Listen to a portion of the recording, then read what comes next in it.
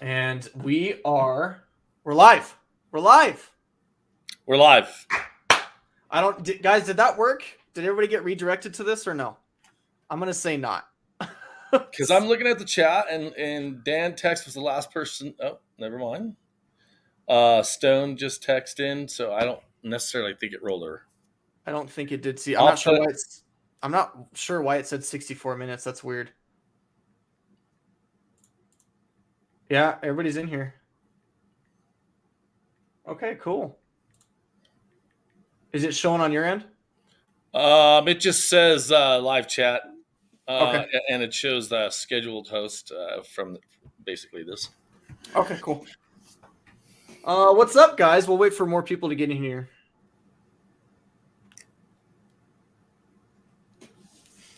Oh, Ashley's putting it out special there. guest. Is she? She's amazing. Yeah. I got some echo. You do. You a little bit. Let me. You know what? Actually, is that better? That is better. Okay. It's because of my speaker. So okay, got you. What's up, guys? What's up, everybody joining? Heck yeah. Is it Nelia? I hope I said that right. What'd you guys think of the episode? Freaking place is freaking way haunted. Okay. Guys, we have a special guest. This is so fun because we don't do this often, right? I know, dude. It's fun to chat. And then, I mean, I know you live not far from me at all, but on days when we're lazy like this, we can, chat. Yeah. Talk to people, see what they think about, the last episode or. Yeah, definitely. All right. So you guys may know this person. We're actually going to be collabing with her very soon. So we will bring her in. This is Jade from Ghost Club. Hello. Just like that, huh? Yeah. just like that. Yeah, I wouldn't really go as far as say special guest, but I am definitely a guest. Oh, come on. Yeah. Special guest works for me.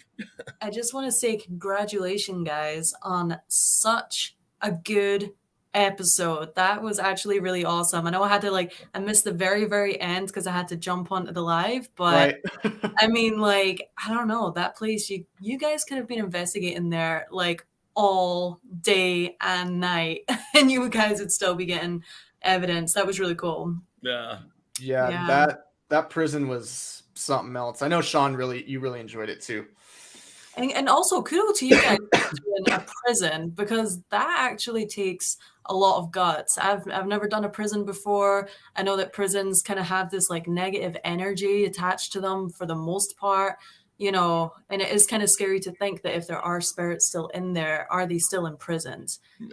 So who knows what they could do. But honestly, Sean, your sensory deprivation was amazing.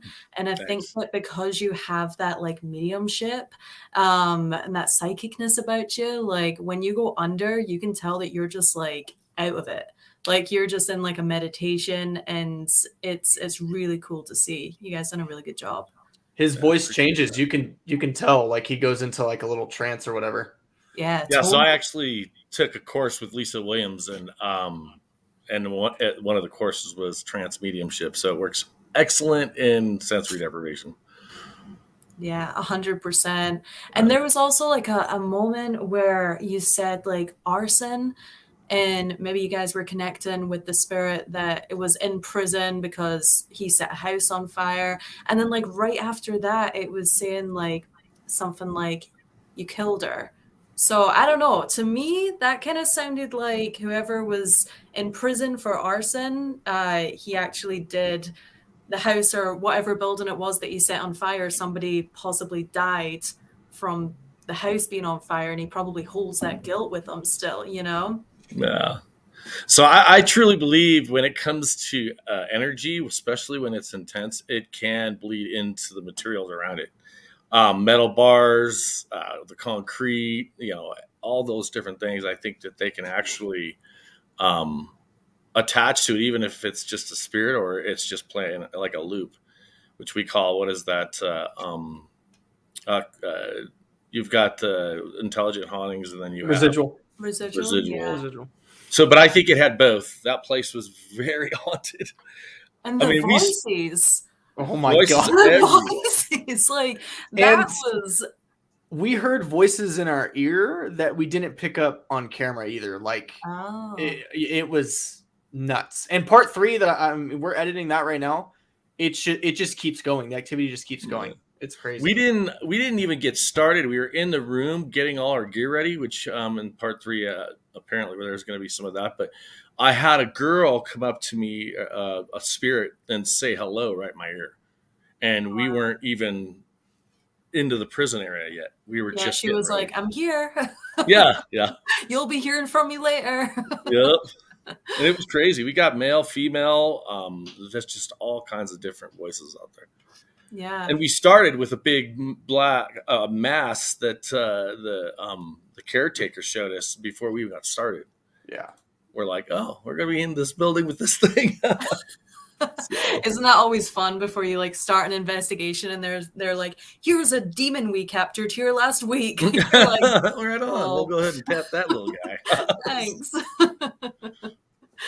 That's fun though. But there was also another moment in the episode which I'm sure that whistle sound to me, I don't know if anybody else watching the episode if this kind of reminded them of like a whistle being blown. Yeah, like a guard whistle. Yeah, like even if there was like a riot going on or something like that, and like the warden like blowing his whistle, like I don't know, that was kind of just like that was a really cool moment in the episode too. I think they whistle too sometimes in code to try to communicate in different ways too, right? We've caught whistling a lot, and it's very strange. Like some whistling like that was pretty clear. Others like it sounds more distorted.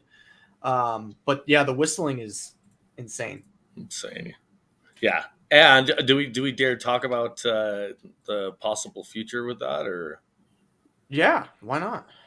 So there's an upper level to this prison, and the caretaker basically she runs the building, says that we could investigate it when it was ready. Yeah, supposedly this upper level is like way crazy, way hostile. Like people get attacked there, so we're excited. Let's go. You want to go on separate floors, Cody? Or? Yeah, absolutely. You guys definitely should do that. If you get access to both levels, definitely split up, because like as I was saying like earlier to you, we were talking in a different, not on the live, but yeah, like it's that, you know, when you do so many investigations, it's really easy to get comfortable investigating, especially if there's two of you and you are, you know, together and stuff like that. And sometimes it's fun to just split up and just be super vulnerable, because I feel like that's another, you know, another good reason. Like spirits love to just pick on you when you're by yourself. So that would be really fun to see. That was what was the tunnels? Donner tunnels. Yeah, that place. Did you guys split up for that one?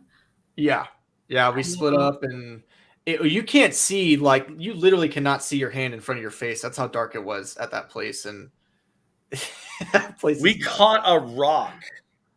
I was under sensory. We caught a rock fall right in front of the camera. What? And it was big. It was like that big.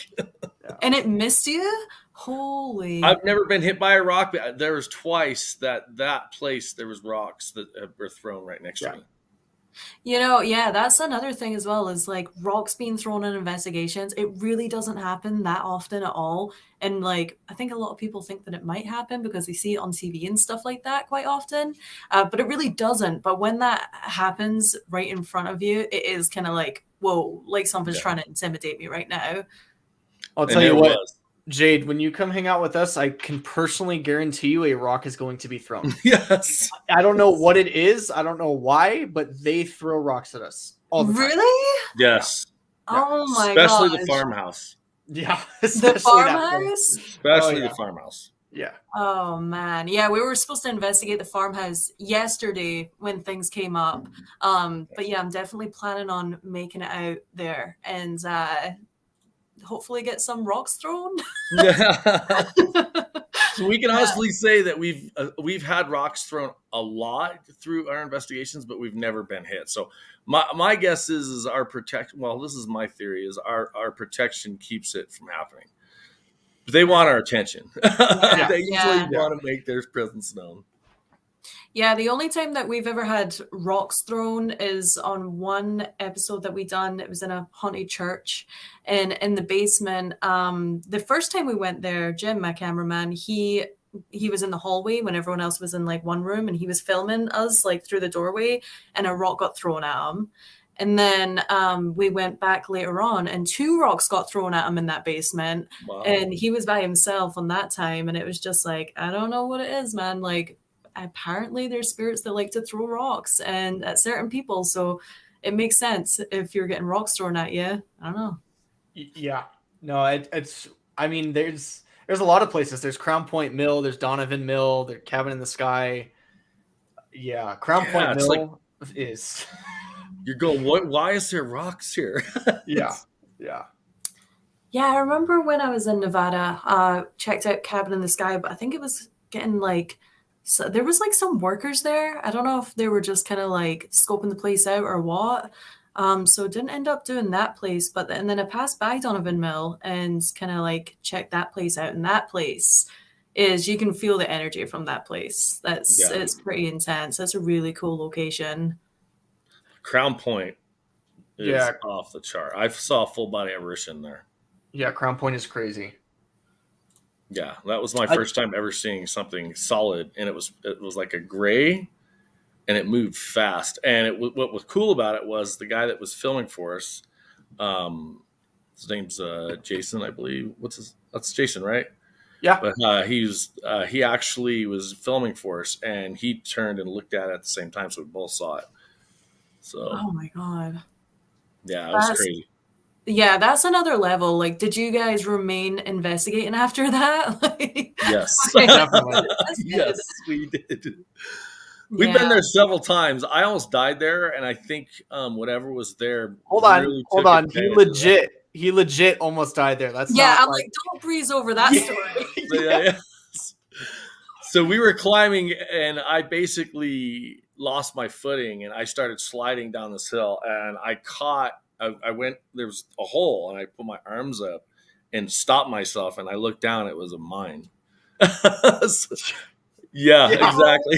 So I was pretty shooken up for the night, but they definitely messed with me because of that. Whatever it was. Oh my god, you're gonna have to keep that guy on a string. I was like, oh man, that's gonna hurt. That's insane. Did you capture that on camera? Or were you just getting No, we wanted to. That would have been a winner. God. And these places are all kind of in the same area, huh? Like in the Nevada area.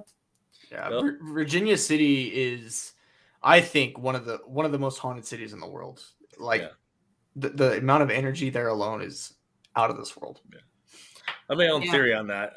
I think all the silver and gold that's in that ground, I think really helps amplify that, it being such a conductor.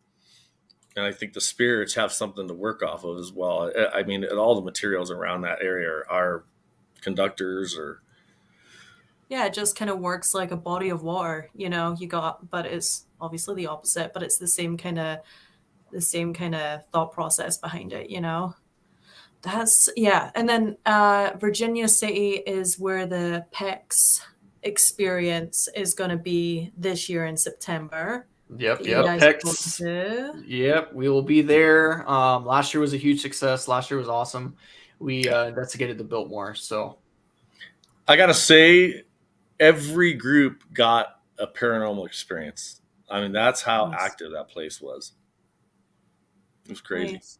Yeah, last year, unfortunately, I wasn't able to make it out. I was in the UK at that time. I had signed up for it and stuff like that, and I was supposed to be going. Then I had to back out last minute. But this year, we've been confirmed to go.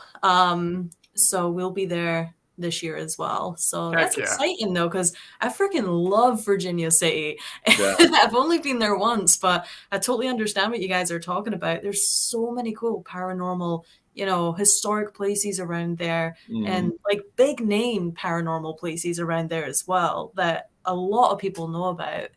And as far as I mean, I've been told like the PEX experience is basically hiring out like a bunch of these venues, Yeah. where like people can go on ghost tours and come and go as they please and stuff like that, and that's really exciting. So a whole weekend of investigating. Yeah.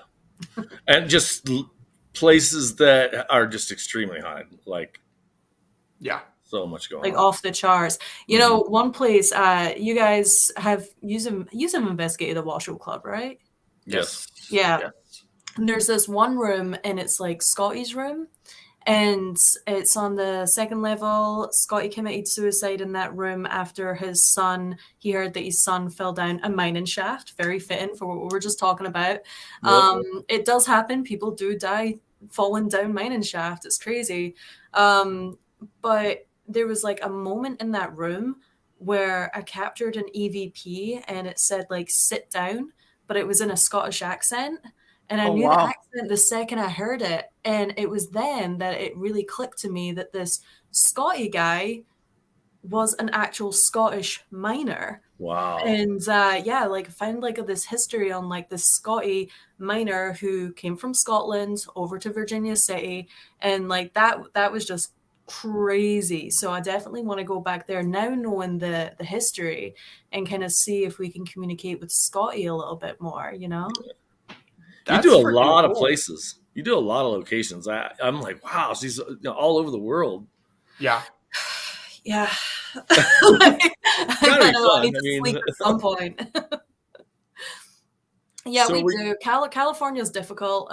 There's not really many like historic places in California. You know, when a building gets old, they knock it down and replace it with a Starbucks. Like that's just kind of how it goes around here. But Nevada has amazing locations. And oh, you guys went to the Garnet House as well. Yes. Yeah. That place was ridiculous. It's still to this day the most active location I've ever been to. Yeah. Same, hands down. Yeah. Same. Yeah. Off So the charts. crazy.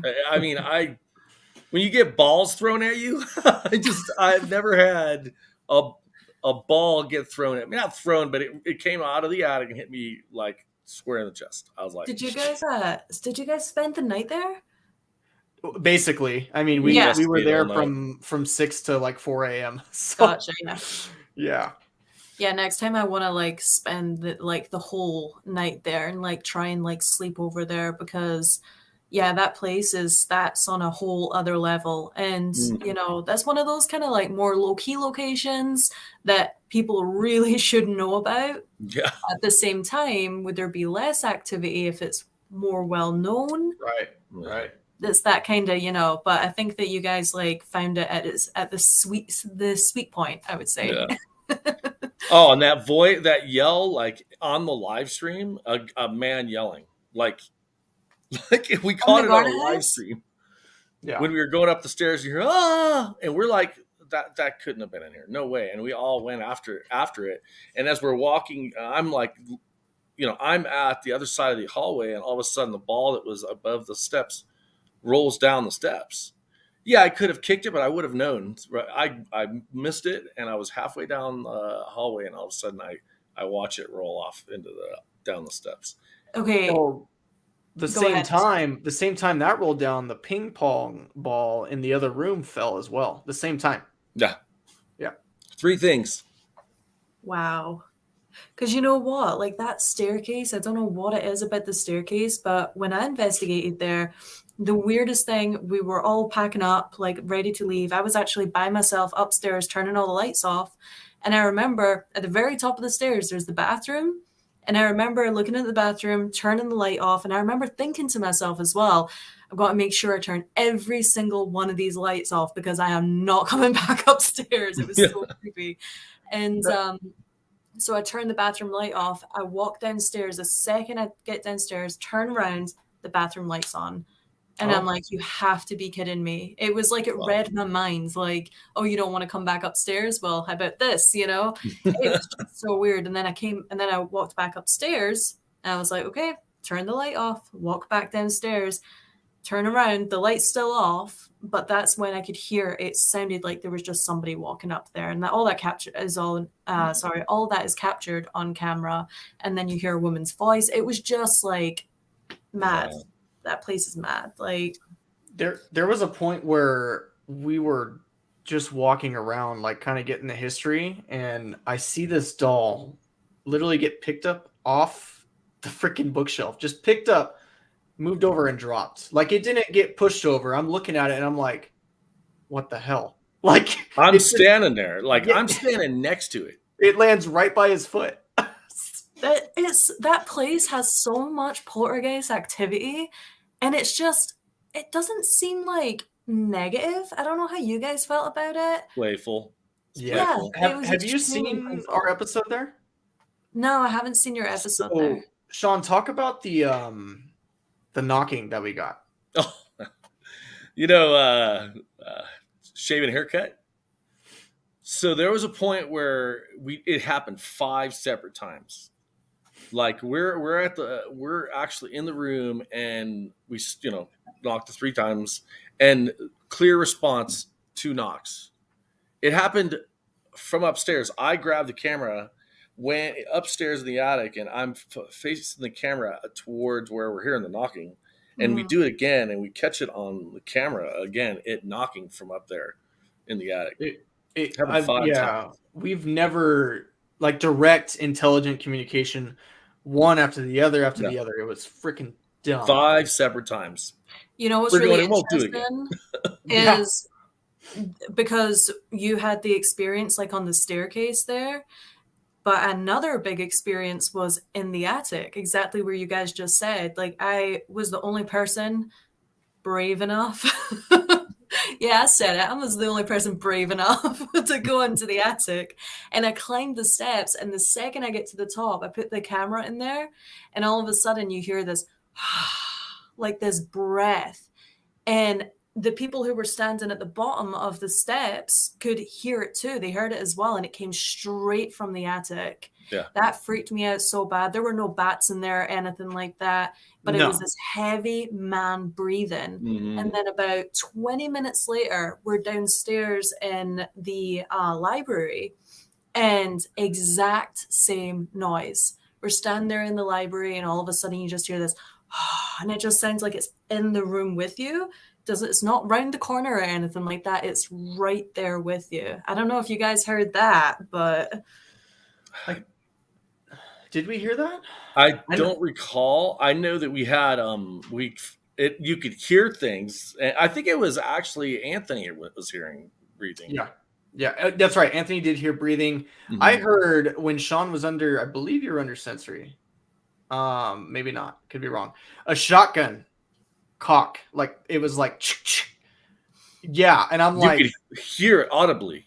Oh no, it was we panned over to our static cam that we had, and you can hear it clear as day. It's a shotgun. It's fucking nuts. Yeah, that's bizarre. I wonder what that could be from. Was there a story? Am I forgetting something? Was there like a story about like a? Yeah, there was a story with a dude. They haven't confirmed it though, right? So it's just kind of speculation, but yeah, who knows? Yeah, there's a murder. Basically, the man that lived there, they thought he killed the woman, and that's the story. So they went after him. Yeah, right? But you said you didn't feel like that happened. You feel like he was framed, right? Yeah.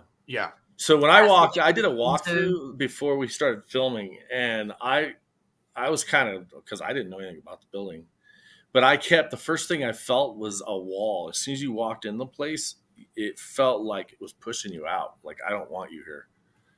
Yeah. So, and then I ended up walking through there, and I said, I feel like there's a bunch of bodies down in the basement. And these guys weren't giving me any leads or anything. So when I said that, I'm like, I just feel like there's a lot of bodies in the basement. And I find out later that there was a doctor there. There still was a doctor's office until like the late 70s, I think. Yeah. And basically they thought there was a lot of bodies in the basement, like what I thought. Oh, dang. Yeah. They never told me about that, but it makes sense because when I went into that basement, just in the walkthrough, I know this is bad, but I didn't actually investigate the basement. It was too heavy for me. Either did It we. was. We didn't. We Did you wanted not? to. We just didn't. were Didn't have time. Yeah, we didn't have time. We had so much activity upstairs and all Yeah. the voices and all the all of it. We were like, well, we're gonna stay up here. We're getting all the good stuff. So Yeah, that was the same with us. It was just like so much activity was going on upstairs. It was bizarre. That house is on a whole other level, but I cannot wait to go back one day. Same thing. I was supposed to go back in October last year, and then I was over in the UK again. So it was just like it didn't work out. I had to cancel quite a lot of investigations, but man, yeah, I can't wait to go back. Do you guys plan on going back? Oh yeah. yeah, the church was another one. We actually thought about buying that. Did you hear about the church out there? No. There was a church. Was it Dustin or Justin? Right? So Justin, the owner of the Garnet, owns this. It's called the 1911 Church, which is haunted as well, and that place is pretty creepy. We were thinking about buying it. We didn't, but It's what is it? It's a landmark, so historic landmark. You're limited to be able to do anything with it. In the town of Garnet? No, it was further out. I just don't remember the town name. Oh, it was out, huh? Yeah. Took us about an hour to get to it. Yeah, about an hour. Oh, okay. Yeah. And it's so funny, a little bit off topic, but how did you enjoy the town of Garnet? If anybody in the chat is familiar with like small town America, it's an experience, that's for sure. There's nothing there. Yeah. The funny thing is when we heard that yell, we're like going outside going, nobody's out here. Like, it's like you said, it's that small town mentality. Everybody was in bed. So. Yeah. I remember like there's a motel and I guess like a little hotel. But yeah, we ended up we got the motel tickets to stay there the night. And when we got there, we were like, yeah, we're not staying here. It was so scary that we were like, let's check out the hotel. So we got in the car. We didn't like ask for our money back or anything like that. We were too embarrassed to. Like, we were just like, okay, let's just get the heck out of this place because yeah, it was like kind of Bates scary Hotel. Yeah, like you could tell that there was people like living in the motel and they had trash bags like over their windows and stuff like that. Nice. And yeah, there was like one guy who kind of kept on circling. I was with Joey. I was like, we were sharing a room together, and there was a guy like kind of circling because we had the door open whilst we were like putting our stuff away to air the room out. And this guy was just like, yeah, he just kept on circling back around and just kind of like staring in, and we were just like, no, like let's leave, let's go to a safer place. So we went to like another hotel, and then in the morning we were like, dang, there's nowhere to eat around here, like, but there we found a donut shop, and we were like, great, let's go get donuts for breakfast. And when we got there, there was literally, it was just one man working there, and the whole countertop was there, and there was just one little bag with like 2 little donut holes in it. And I walked in, and it was like at like 9:30 in the morning, and I was like, oh hey, like what donuts do you guys have for sale? He was like, oh, these donut holes. And I was like, perfect. any other donuts? And he's like, no, just these donut holes. And I'm like, I guess we'll just take them. Like, it was just such like a funny little random. I mean, in Los Angeles, it's like, what donut do you want? We have 100 different types of donuts. You know what I mean? So you really kind of consider yourself lucky when you leave a place like that, you know? So we didn't really, we didn't really eat. Did we go? We had Pizza Hut. Yeah, that was about it. That was about it. Yeah. Pizza Hut. Pizza about? It's right down the street. It's right down the street from the. Literally was. By the only gas station in town. Oh man, yeah, we didn't find our Pizza Hut, unfortunately. Dang. That's what we ate, and then we got out of town right after. Yeah, we do stupid paranormal marathons, and we don't sleep. So yeah, we investigated all night, and then we drove 2 hours to the airport to catch our flight. So Yeah, Straight from it's the investigation? straight from the investigation. Holy crap. We've done Yeah. that, what, twice now? Yeah, it sucks. Yeah. Yeah. That's pretty intense. I don't know if I could handle that. So Well, we kudos try to to you get it. guys. We both think the same way. It's like, we've got the money that from the channel to go to a location, so we want to get as many as we can. Yeah. And Yeah. we're crazy. That's pretty much. No, I figured that out pretty fast as well. Like if you're taking a trip, you may as well just make the most of every single hour that you have, to get as much content as you possibly can, because putting out an episode each week is so difficult. Mhm. And, I mean, I'm working 24/7. I know you guys probably are as well. It's just nonstop. It's crazy. We need to make up another day in the week just to sleep. I know. I'm like, I don't even know what sleep is at this point. Right. Yeah, right. Yeah. I work nights, so it's helpful when we go investigate now. But it's rough. Yeah. So- that is helpful. Leslie from the chat, Cody, Sean, and Jade, what is your most memorable experience while investigating? How did it impact you? We'll just go in order, like she said. Mine was the Poltergeist cabin.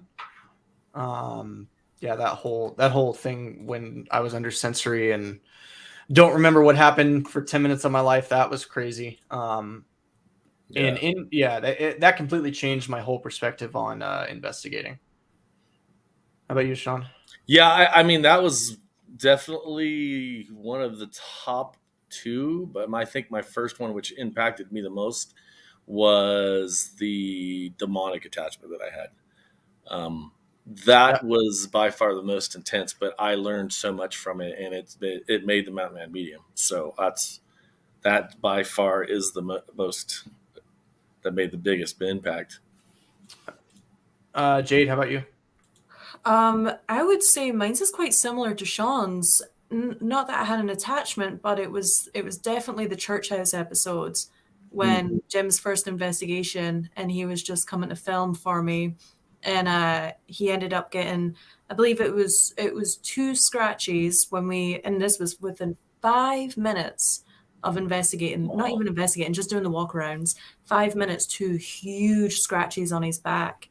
And then he wanted to continue, and we continued. We went into the priest's house, which is right next door to the church, and then he got another 3 additional huge scratches on his back, and kind of resembled like a cross as well. It was really, because I didn't really know what to believe about scratches and whatnot, and after that experience, it completely, it changed my entire view of the paranormal and how dangerous it could be. It was intense. Yeah. So maybe that's our next investigation. We go to the church again. It's actually getting demolished. Oh, is it? Unfortunately, yeah. I just done my last episode there. I think it was uploaded about a month ago, 3 weeks ago now. We went back. We did not want to go back, but we went back because it was getting demolished, and it wasn't as intense, but you could definitely tell that whatever was there it's going to remain there no matter what. Even when it is demolished, I don't think it's going to leave. Yeah. What was your demonic attachment, if you don't mind me asking? It was very early in myself and Cody's investigation years. I mean, we actually was with a team that was called Para. We actually worked through them, and then we went and made a separate group, which was called Cops, ironically enough. But we were going to do our first investigation at this cemetery we knew was active, and so we were just kind of scouting it during the day. And we were up at a point we were going, maybe we can, we're just talking about the investigation, and I felt something like come over me. And I was like, something's on me right now. And I grabbed the K2 and it was in the red. But we were so just new at it. We didn't know enough to where we should have did a prayer before we left.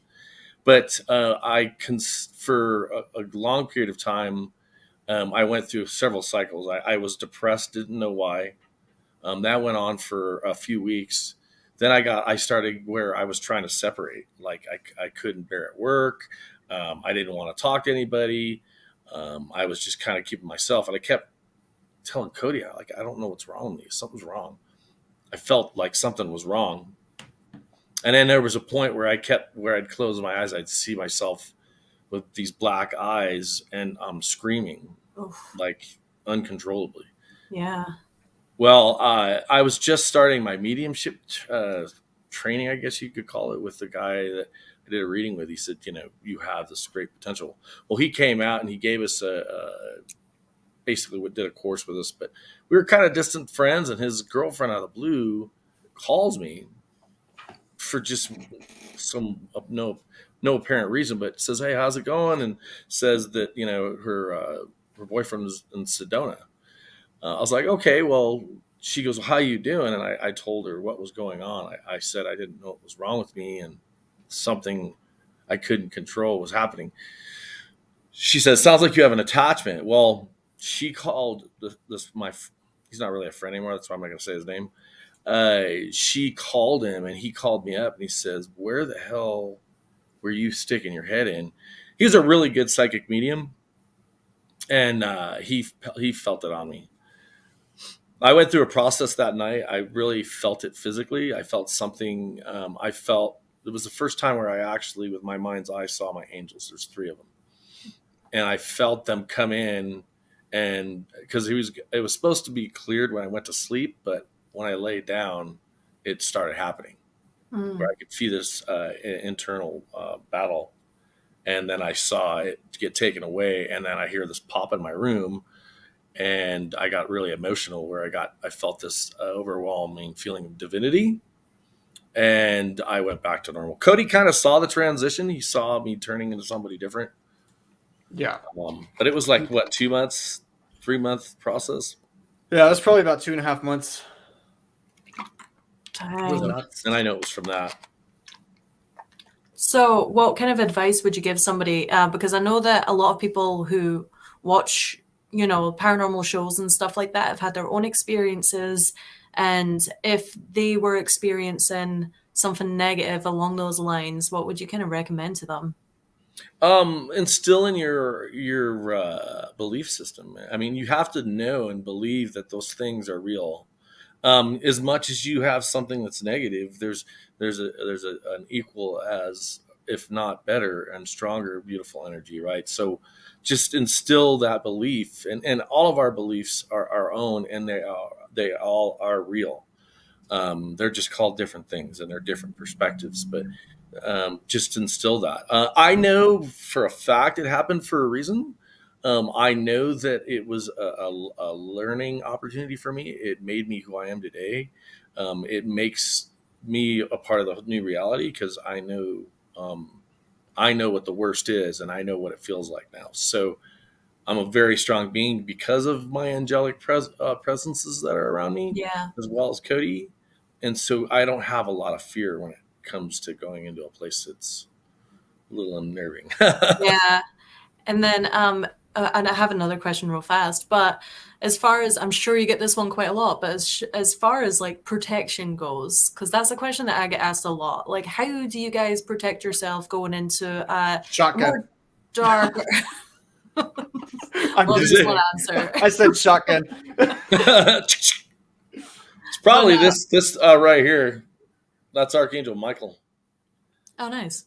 That's the protection. I mean, I think we both have that as an angel or our guides, which I, of course, how ironic, but they're both very strong in our energies. We've gotten multiple readings, and they both separately as well together, and them saying that they saw Archangel Michael around us. So Yeah. That's Yeah, that's no, why we do what we do. definitely intention. Intention's a huge tool. I mean, it can be used in a negative and positive way, so you have to really be mindful of what you're thinking, especially when investigating. Yeah. And never be so. I think there's a point where we're doing the sensory depth. We really, really expose ourselves, and I think that a lot of people that are doing that need to understand that you are exposing yourself to something else to communicate through you. So you really need to instill when you're doing this that you're protected by the protection that your belief systems again, and know that you're being protected when you're doing that, but being aware of that, because sometimes we lose awareness, and that's what happened with Cody. There was a point where he lost himself and not gave a doorway. Fortunately, the doorway to what we have and still have is a problem. That's the preacher, but he got his chance to take advantage of a situation. So that pissed me off. I don't get mad often, but I was very angry at that point because I was very upset that because at a level I was telling him, you need to get the fuck out of here, and I thought it may have caused me angry, and that was why he did what he did. Yeah. Awesome, Leslie. I think another thing as well is setting boundaries. I think that's like a huge thing when going into an investigation, or if you feel like you have something in your house, that's another thing, is just set your boundaries and just say, you know what, like, no, like you can't, and mean it as well. Yeah. If you ever feel like something like that's happening. Yep. Strong beings. We every one of us, we may have this solid body we're in, but as spiritually and energetically, we're strong beings. And like you said, your intentions there, you can control whatever you want to control and control it the way you want. So, and you just have to know that, right? Yeah, totally. How about you, Jade? What do you do when you go into a investigation? First off, am I like really dark on the screen? Should I like bump this light up, or is that? Oh, you're good. Yeah, no, you're good. It was dark, or it was light, and then it got darker, and I'm like, yeah, dark, huh? Weird. Let's see if I can bump it up real fast. Yeah. But what I believe like my granddad died when I was 11, and he was like a dad to me, and he brought me up. And one of my close friends who's a medium. This is right before I went to go do the show for Discovery in the UK in October. That's awesome. Yeah, it was fun. We'll have to talk about that after the subject, because I was going to ask that question about that show. So. Oh, nice. Okay. Well, yeah, but so my friends came over right before I went to the UK to film, and she came on an investigation the night before. She spent the night in my house. In the morning, we were literally just having coffee in the kitchen, and tarot cards get brought up. And I was like, man, I've not had my tarot read in so long. And she was like, oh, I brought my cards with me. Let me get them out. So she gets them out. And then all of a sudden, we're 10 minutes into that. And she's like, Jade, like there is a man that is coming through right now, and I can't ignore it any longer. Like he like, I have to give you this message. And I was like, whoa, because I've actually paid to go see like mediums and things like that to talk to my granddad. I've never tried to communicate with them on an investigation though. But as far as like, getting like a message through, and they've all just been, they're just, it's not him, Factual medium. You need facts. Yeah, exactly. And so she gives me this amazing message from him. Honestly, a message. It goes on for about an hour and a half. I'm not even kidding. And she was just telling me like fact after fact after fact, things that only me and my granddad would know about, like all those kind of things. And then at the very end, she says to me, just so you know, your granddad's on every single investigation with you, and he's protecting you on the investigations. And I was like, well, that's really sweet. And I did believe like everything and stuff. And I was like, but is he, And so afterwards, I kind of thought to myself, is he on every investigation with me? That would be cool, but I don't know if he's really going to be into that. And then I swear to God, we done 8 episodes for the show. Every single episode before an investigation, I would see a white feather come from nowhere. And we've awesome. always, my entire family, we've always, put a white feather together, like with my granddad, like as a message from my granddad. Some people, say that their loved ones come in animals or, butterflies, things like that. But ours is white feathers. And I mean, to even make it even crazier, I think it was like on the 5th investigation, I was going up to my hotel room. It's like 4:00 in the morning. I'm so tired. I'm in the elevator by myself, and it dawns on me, and I go, oh, I didn't get a white feather today. And I was like, maybe it was just a coincidence. And I shit you not, like a white feather in the elevator comes just like floating Wow, down right in front of me. And I was like, this that's is awesome. crazy. Like, That's so awesome. that to me is just 100% like confirmation that, you know, he is there with me, protecting me on every investigation. So That is super cool. yeah. That's what I find when I do some readings. It's where I feel like the loved ones are doing things like that, where maybe it's a bird, maybe it's something that a synchronicity they're trying to communicate, and they're always trying to do that. Yeah, it's awesome. I believe in it 100%. That spirits can come in the form of many things. You know, Yeah, is what you make it as well. Yeah. So but they're that's trying, and they do whatever they can to mess with the environment that we're in to try to softly let us know that they're there. Obviously, they don't want to show themselves because that would probably scare most people. Not us, but yeah. I mean, like dreams is another thing. yeah. I don't know, but like I know for me personally, like my granddad comes to me in dreams. They're very, very like vivid. Hmm. Um, but I don't know if you guys ever kind of get anything like that. But Oh, dreams? Yeah. Yeah, just like vivid dreams, yeah. yeah. Yeah. I've had a dream where I felt like I wasn't that person, and I witnessed my murder. And I was like, this wasn't me. I knew it wasn't me, but I was in somebody else's body running. It was like a bad drug deal, and I was running, and I remember hearing pop, pop, and then blacking out. So it was a Oh very, wow. very vivid dream. And do you think that, I mean, this is kind of a long shot, but I don't know if that was before or after an investigation, but have you ever think that could have been maybe a spirit that you were communicating with? I because of how the dream was, I really believe it was me having somebody else's experience. Oh, gotcha. Like I was in their spot. Maybe it was showing me the fear because there was so much fear that I felt at that moment. And crazy things have happened in dreams for me. I just all my life, so I've had people come in. I had a person in the office that I worked in the cubicle area. Every person in the cubicle area had a dream of me that night. And I woke up that morning feeling like I was wore out. Like I'm like, why am I so tired? Like, Oh, you've been working overtime in yeah, people's minds. Oh my gosh. yeah. And it was all good. All the dreams were good dreams. So I'm going, okay, well that's cool. Right on. But yeah, it was pretty crazy. You guys never shared a dream with each other yet? You know, some Yeah. people like connect Yeah. in dreams. Oh, We've you guys we've have? had we've had actually I don't, have you heard of past life regression? Yeah. We've had a past life regression that was crazy that we shared Yeah. together, and we both didn't know it until we started talking about it, which is pretty nuts. If anybody's had a past life regression, like it's crazy. Yeah. I actually, on my channel, I have a video. It's one of my earlier videos, but I do a whole past life regression, me trying it on camera. Oh, And nice. that was the most intense thing that I've ever been through. I'm not a crier, and I was bawling my eyes out through the entire thing. My Yep. past life was terrible.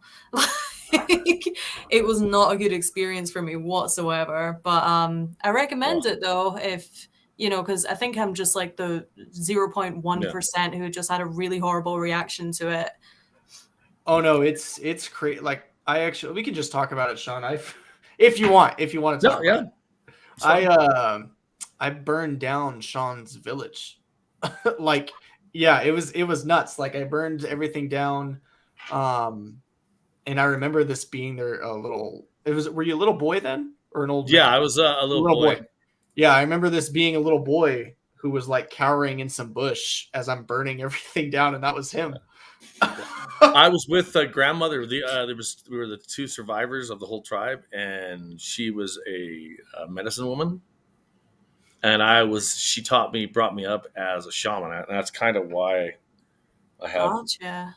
that's So both of you guys had separate past life regression sessions, Yeah, correct? yep, yeah, yeah, And it was only when you guys talked about them to each other, you just were like, wait a minute, and it just yep, completely linked up. yep. yep, yep. It Holy was cow. nuts. It was nuts. That And is we've an known. the day we met, we knew each other. Like I saw Cody, and because I had a meditation group, and his uncle and I were kind of the ones that were running it, and it was funny. He, I'm sorry, I had to read that, but we basically, when I saw him, I looked at his uncle and I said, I go, who's that guy right there? He goes, oh, that's my nephew Cody. I'm like, we're gonna be doing stuff together. I already felt like there was a connection there. Yeah. That's Pretty awesome. wild. Pretty wild. Yeah, maybe Cody, you have some making up to do. Do you ever hold it against him? No, I never did, because I think that's what brought like the mediumship. I think that, so from my past life experience, my grandmother had died, and I was a loner wanderer, but I was a shaman. So as a young, I didn't have a long lifetime, but I did a lot of self growth through being alone. Right. And I think that that's why some of that bleeds into this lifetime. I mean, I'm not always alone, but really, when I am, I think I get the most growth. So Yeah. Man, what an experience, though. Yeah. That's mad to me. Yeah. So that's how you guys met? Was that like a meditation? Like, yeah. Cody. A meditation. Yeah, we met at a meditation. Well, no, we met at the lake first, and then I think it was like a week later, we had a meditation at my uncle's house, and then I met him, and we had the meditation. I was super new at it, so I didn't even know what the hell I was doing. I still thought it was weird. I still think it is. No. and I remember I sat specifically across from him just because I wanted to. And I saw a lion like come out of him, and it looks similar to that lion that's behind him right now. And I told my cousin about it. I'm all, what does this even mean? I was so confused. I'm like, I don't even know what this is right now. That's freaking cool, though. I love that story. I don't know if anybody else knew that story, but I'm actually kind of shocked that that's how you guys met. I thought that you guys like just worked together at some point or something like that. Wow. What's funny is I didn't know he had that premonition when he did the meditation until like a year ago. And I already had, and I didn't really understand, but there was something about lions, and I had that, right? That. And then I got a tattoo of a lion on my arm. It was my first tattoo. And then he told me that story. Yeah. And I was like, wow. So it blew my mind. That's crazy. Yeah. That's cool, though. Yeah. That and hawks, and you can see that down there. Crow says, man, where do y'all get your ganja? I love Crow. What's up, Crow? Does anybody have our lives any have been pretty damn interesting. What's that? I was just curious if anybody had any questions for us, because I've not really been keeping up with the chat at all. I've just been so intrigued with your guys' past lives. No, it's all good. Yeah, I'm trying to keep. I know we had a few. If you guys have questions, go ahead and put them in there, and I'll bring them up on screen. Well, Jay, let's talk about like your filming in Europe. Yeah. So there's really only so much that I can say about that. But yeah, I filmed for a paranormal TV show, and it's going to be on Discovery Plus, and I believe the Really channel in the UK, and it should be going out pretty soon. Still kind of putting together some last minute kind of promo stuff and all that kind of stuff. But yeah, there is an 8 episodes season, and yeah, it was just so much fun to go and investigate some of the UK's, I mean, mainly England. It was really only England. We didn't investigate Scotland, but not season 1 anyway. Nice. But no, it was really freaking cool. Like the locations. I can't say what locations they are, but you know, I will say that when I got back and I had to start paying for locations again, I was like, dang, this sucks. Yeah. It was really nice just having free investigations, you know. But no, it was an experience, and I was out there for 2 months, and it was just like back to back to back investigations, and traveling was a huge thing. Yeah, it was cool though. That was my first like proper filming experience. That's It's awesome. also really nice to do an investigation and not have to edit it afterwards. There it is. There it Right is. there. Yeah, so that's pretty much it. But that will definitely be on television in about the next month, and over on my Instagram, I'll be sharing it when I Cool. find out a little bit more information on it. Awesome. Well, hopefully it keeps going for you. I think that's everybody's dream that's in this field. I mean, Cody and I mean, that's what we want. That's our end goal too, is to have a show and to be able to travel and 3 months and then you go back to normal. Is that what happens? Yeah, pretty much. And then from there, you definitely have to make some space for like promoting and everything like that. Again, I've not really had that much info on it. But I reckon that'll be pretty busy for like 2 weeks or so. But it's you know what? It's such a cool experience to have. Yeah. I got really lucky because it's going on the Discovery Channel. Like what? Awesome. I filmed back in October and it didn't feel real until like recently. When I saw like the first promo shot, I was like, whoa, nice. Like that's first off. Could you have used another one? But that's fine. I mean, we took like 100. That was the best one. Yeah, okay. You're like, damn, you guys.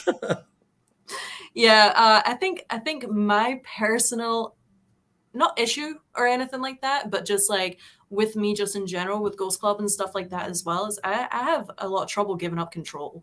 Like, you know what I mean? So it's just, when you've been doing something for so long and you make all of the decisions and, it's really crazy to have your name in somebody else's hands. And, if you want to make it your career and stuff like that, like paranormal investigating and all that, it's kind of scary that everything that you've worked on, it's like, okay, here I am, like, take care of her kind of thing like that.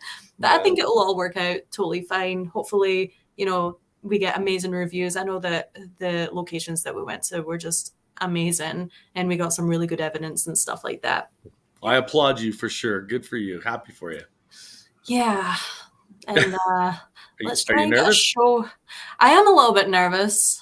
Because the show was scheduled to go out and they kind of postponed it for a little bit there.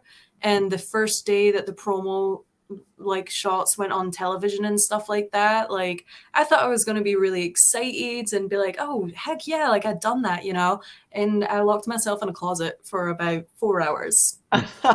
And I was like, I don't know what's happening, who am I, what is my life like, and I just became like a total recluse and I just didn't touch my phone the entire day, and it's just very, very scary. That's all, like a level of exposure, right? You're exposed to the world. That's the part I think people don't understand. It's not that you're actually doing something you love, and the TV show is basically a byproduct of that, right? Like I just love investigating. Now it's going to be a TV show. So I don't think people understand that. Like we might be a certain way, and maybe we're not like, hey, we're these big social people, but we're just doing what we love, and it's just and we do it well, right? Yeah, definitely. But you know what? Like YouTube's been such an amazing platform for me as well. And I know it has been for you guys as well, even though it's not like a show per se, but you get to make all of the decisions. Like, you know what I mean? Like you guys get to decide where you want to go, and your supporters as well. Like you guys have such a strong, supportive community that it's just that right there is like so rewarding within itself, We haven't had to, and I don't care, I'll freaking feel comfortable saying this. We haven't had to like pay a ridiculous amount out of pocket because of the support that we have and the channel and the videos and whatnot. So yeah, no, it really makes up a whole difference. It really does. And we want to do what's best for the fans, and because they are helping us get where we want to be. Right. To do what we love. It's just creative control is a big thing, like you were talking about earlier. Like Sean and I both really like how we edit the videos and how they're done, and we're not about faking crap and we're not about over dramatizing things, even though a lot of people do like that. They just like the what's the word I'm looking The for? hype for The, it. the drama of it. Yeah. Yeah. But creative control is huge, you know, and if you find a, you know, a company or a TV show who wants to hire you if you can get creative control, you're solid. Yeah.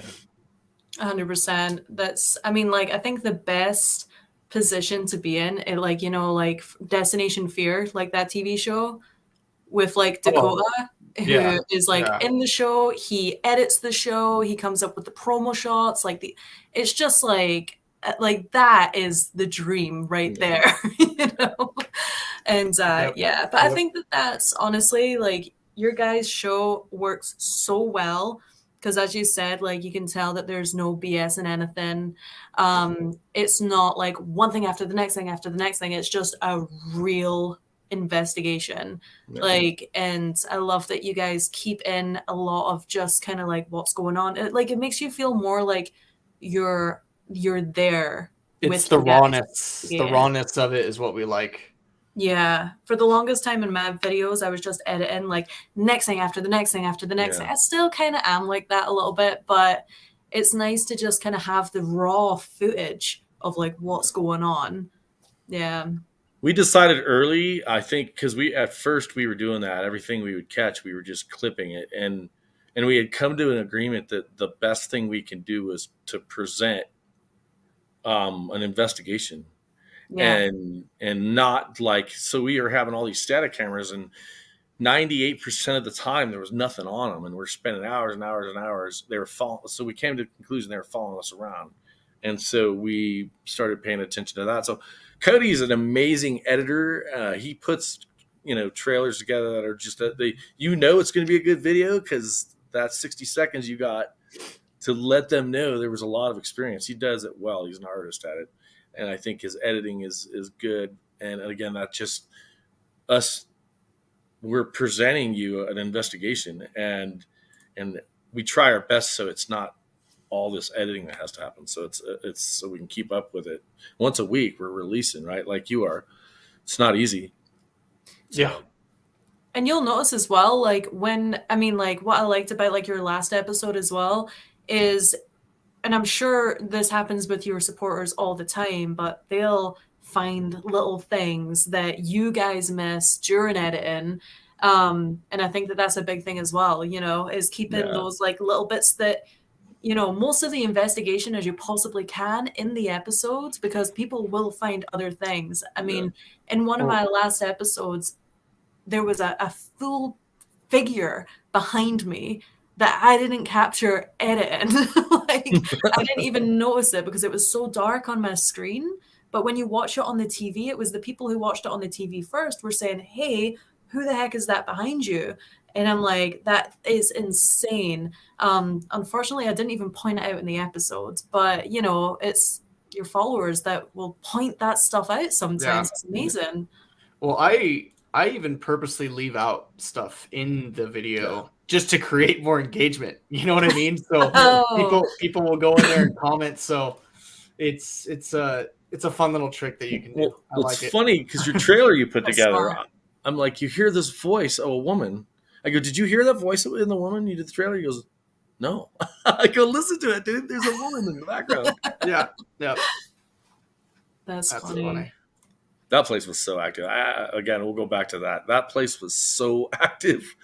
I think it was when you were doing, was it when you were doing the sensory deprivation? You hear a male, and I believe that Cody, you heard it with your own ears as well. Mm-hmm. But to me, that sounded like somebody was like choking almost.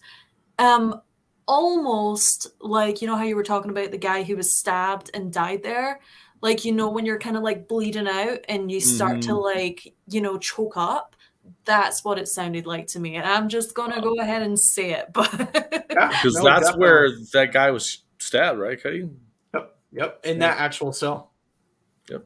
That's insane that there's like a residual noise happening there. Yeah. Like, that was a heavy episode. No, yeah, for sure. In part 3, like I said, I'm maybe 15 minutes in. Part 3 is dumb. Like there's stuff that we caught that I'm just like, this prison's going to compete with the Garnet House, bro. with the amount of activity. It's phenomenal. So what we didn't get on video was the people that helped us get into the place. She has her own team. What is it? Northern Nevada Ghost Hunters. Yes. She went, hey, can we investigate with you guys for a little while? And we're like, yeah, why not? We walked into where they eat meals, and you see as clear as day the shadow figure walking down the hall, the corridor. And Cody and I are looking at it, going, "There's a shadow figure right there." And it just walked, and it walked the whole distance, and then dissipated. It's clear as day.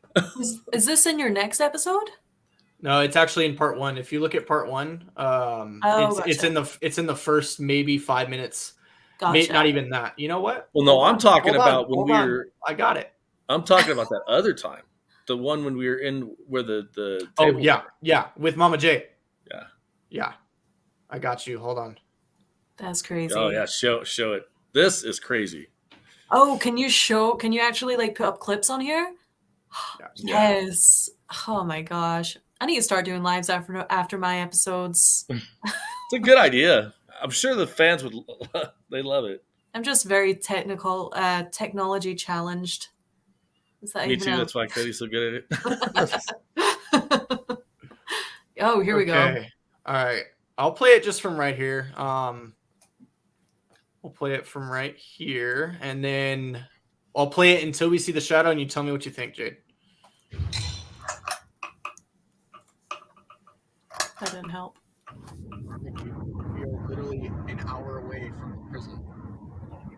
So you know us. We don't research anything. We don't do any of that with the intention of letting the location talk to us. Right. What is your automatic feel right now? Well, there's anxiety, and usually when anxiety, it's a feeling that they know we're coming, right? And it's a feeling that they're waiting for us. And I say they because I do feel like there's multiple entities there that are interested in what we are going to be doing. They're in this, right? And I do feel like one of them, I'm not going to say all of them, but one of them was one of the ones that was euthanized. So, yeah, I mean, you know, everybody listening, everybody watching, this prison had the death penalty there. Right? I don't know the exact number. I don't want to just throw a number out there, but it is over 20 people confirmed dead or confirmed, you know, were killed through the gas chamber and whatnot. I cannot wait to go. We had no idea what we were walking into. It's over 50. The place was so crazy, there, which is insane. How big was the place? But that's recorded. Yes, massive. Yes. Yeah, 4 levels. Oh. Full on horseshoe, right? It basically. Yeah. Well, they had a women's side, a male side, and then there's the upper levels that we haven't even got to yet. Gotcha. And that's in another area, right? What's going on, guys? Tonight we are at the infamous Nevada State Prison. I cannot tell you how excited I am about this location. Yeah. Guys, it's just us 3 here.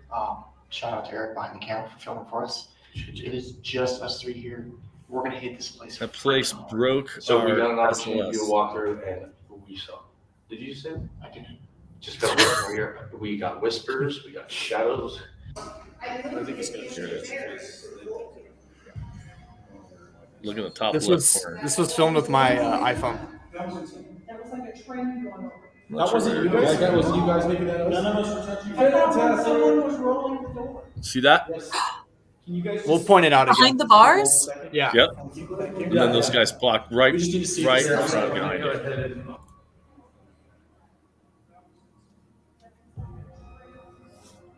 That wasn't you guys. That was you guys making that. Right there. Yeah. It looks like it stops. Yep. No, that's clear as day. I saw that the first time as well. And they walk right behind it. Yeah. Yeah.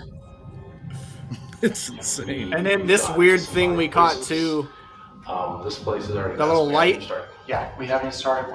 The reason why we're not turning on the light, guys, is because this place is active right now, and we just want to hit it hard with night vision. And that's like inside a room. In a cell. In a cell, yeah. Oh, in a cell? Yeah. And I looked at that for 3 hours. There was nothing like an hour before, nothing, and then 2.5 hours after, nothing. Yeah. Did it one time. I don't know, man. Like prisons to me are they freak me out so much. That's one of the reasons why I've never done one before. There's just so much negative. Like, you kind of know what you're getting yourself into when you go to investigate a prison, Right. You're not stepping into grandma's house or anything like that.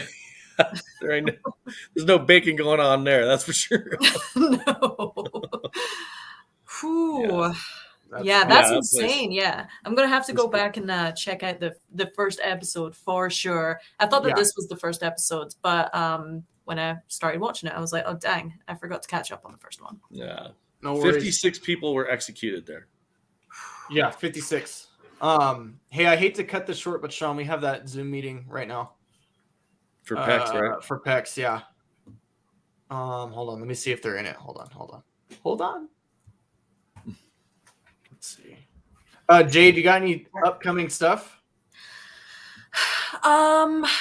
Yes. Next week I have an investigation. I still haven't announced it on my channel yet, but because I was going to upload our investigation that we were supposed to do yesterday on Friday, but unfortunately that didn't happen. So I'm just gonna relax for a week, and I don't usually relax, so it's kind of nice. I think it is important to take care of yourself, and I don't give myself enough time to do that. So it was kind of a blessing in disguise, I would say. But but then the week after, I have an investigation coming up, and then it's my birthday. So happy birthday. Nice. Thank you. The big 3-0. Well, it's not that bad. Like I miss those days. Yeah, I'm like, I know Jim's like the same way as well. And I'm just like, 30. Never really thought about it until this week. Am I ready? Don't think so. I was this last weekend. I mean, because of the wind, we couldn't go out, and it was nice because I'm working night shift, and I work 12-hour shifts, and then it's an hour to get there and an hour to get back, so it's 14-hour. That is rough. So that's really rough. Yeah, so it's a new job, but hopefully at one point it slows down. Probably not. Yeah, well, I'm just gonna keep you in my thoughts. It's the best you can do. That's it. Yeah, That's the best I can do. Hey, Jade, it was awesome talking to you. Yeah. Can't wait to collab. Sean and I are both super excited about it. Yeah, I'm super excited to really disappoint that we weren't able to get this week, but very, very soon we will definitely collab for again. sure.